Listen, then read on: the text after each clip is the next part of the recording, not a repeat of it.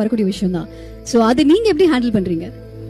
சினிமாவில் இப்போ ரீசெண்டாக ஒரு நண்பர் ஒருத்தர் சந்திச்சு பழக ஆரம்பிச்சதுக்கு அப்புறம் தான் வந்து நான் அவரை தப்பா நினைச்சிருக்கேன், அவர் என்ன தப்பா நினைச்சிருக்காரு. ஆனால் 2 பேரும் அப்படிப்பட்ட ஆளுங்க இல்லை. அதுக்கு ஒரு 8 வருஷம் 10 வருஷம் போயிடுச்சு. 10 வருஷமா அவர் என்ன தப்பா நினைச்சிருக்காரு, நான் அவர் தப்பா நினைச்சிருக்கேன். அதனால வந்து 2 பேரும் பெருசாக சந்திக்கல. பார்க்கும்போதுல வந்து ரொம்ப மரியாதை நிமித்தமாக நாடகம் ஆடுற மாதிரி எப்படி இருக்கீங்க, நல்லா இருக்கீங்களா அப்படின்னு சொல்லி பிஹேவ் பண்ணிருக்கோம். இப்போ ஒன்னா பழக ஆரம்பிச்சு ஒரு 2 மாசம் 1 மாசம் கழிச்சு இது ஓப்பனாக பேச ஆரம்பிச்சோம்.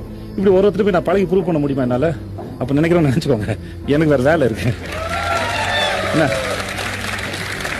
ஸோ அதனால நம்மளை ஒருத்தரையும் போய் தனித்தனியாக ப்ரூவ் பண்ணுறதுக்கு நம்மளோட வேலை இல்லை.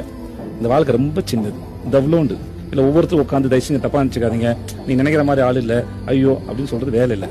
நம்ம அடுக்க யாரையும் தொந்தரவு பண்ணாமல் யாரும் கெடுதல் பண்ணாமல் வாழ்க்கை வாழ்ந்து போகிறதான் வாழ்க்கை நான் நம்புறேன். அதை செஞ்சுட்டு இருக்கேன். Okay, all the best.